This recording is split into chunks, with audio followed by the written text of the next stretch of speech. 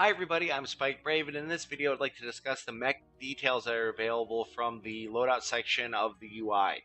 So as you can see, I've got the Mechlab tab of the UI open and I'm on loadout, and we'll talk about the mech details.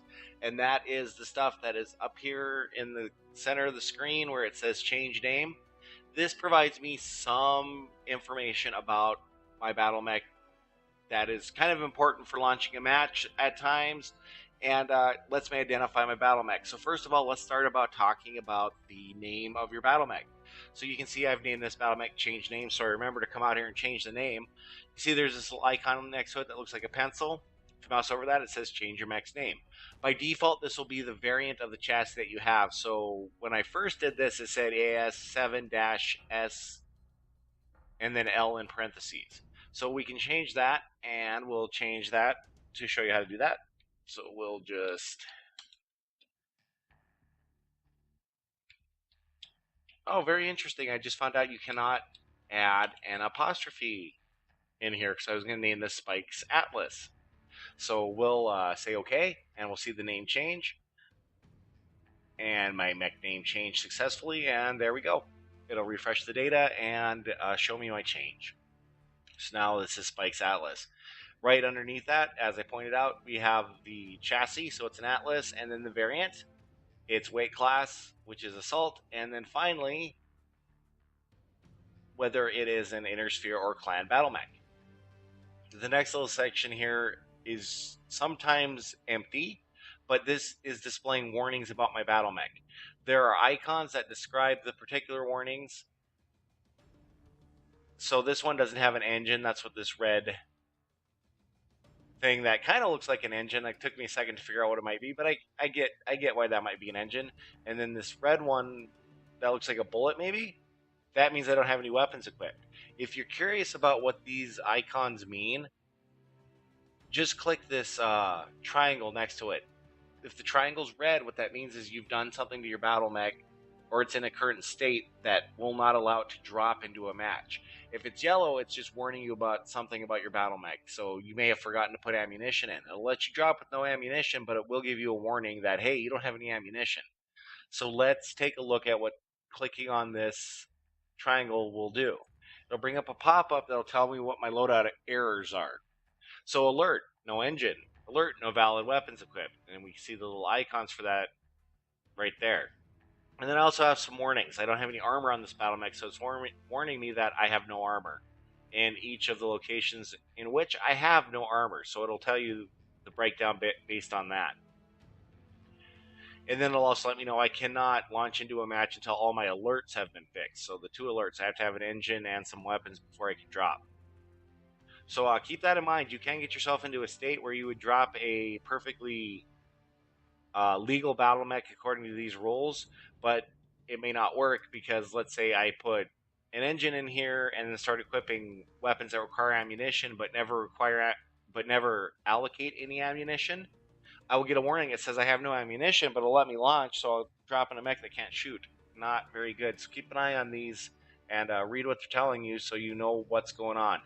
What I do want to do is show you a couple things about how this impacts the select mech feature real fast. So if we come out and we look at select mech, here's the Atlas I have selected, and it's telling me, hey, here's a triangle. This triangle appears on the thumbnail here if you are in a state that does not allow you to launch into a match. And if we come over here to the description side of the select mech feature, you can see I've got that triangle again. If I click on him, I get the exact same pop out that shows me my loadout errors. So keep that in mind. But what I do want to show you is an example in which I have warnings but no errors. So I'm going to come to my Banshee champion. And you can see there's no triangle here because I can launch him, but I do have the yellow triangle. And what I do is we'll select him and then we'll talk about the warning system. So you can see yellow triangle now, and I have an icon that looks like a thermometer. If I click on this, it's giving me a warning that firing more than 3 large lasers simultaneously will result in a higher heat spike. So keep an eye out for those. They do give you all this information about what you're being warned about, but warnings do not appear on the select mech screen when you're selecting a mech You don't have that indicator that on the thumbnail that shows you that, hey, there's a warning. Only if there's an alert that prevents you from launching a match. So we'll just continue on using the Banshee to describe some of the mech details. The next thing that we have is the tonnage. This mech weighs 95 tons out of a max of 95 tons. So as you're changing your loadout, this will change. So if I were to come over and find where we've got some weapons equipped and pull one out, you'll see my tonnage change. So now I've lost the weight of that large pulse laser, which is 7 tons. So my current weight is 88 tons. There are no warnings about being underweight, so keep an eye on this. If your BattleMech's underweight, be aware that you may not be taking all the weapons and equipment that you could be taking into a fight, which may be disadvantageous to you. So keep an eye on this tonnage. Make sure you're using all of your available tonnage. And then finally, the other portion about the mech details that's available in the Mechlab is we have this picture of the BattleMech. What we can do is we can move that around. So I can spin that and I can look at the entire BattleMech. So if I were painting him, I could see what he looks like from front, back, and side.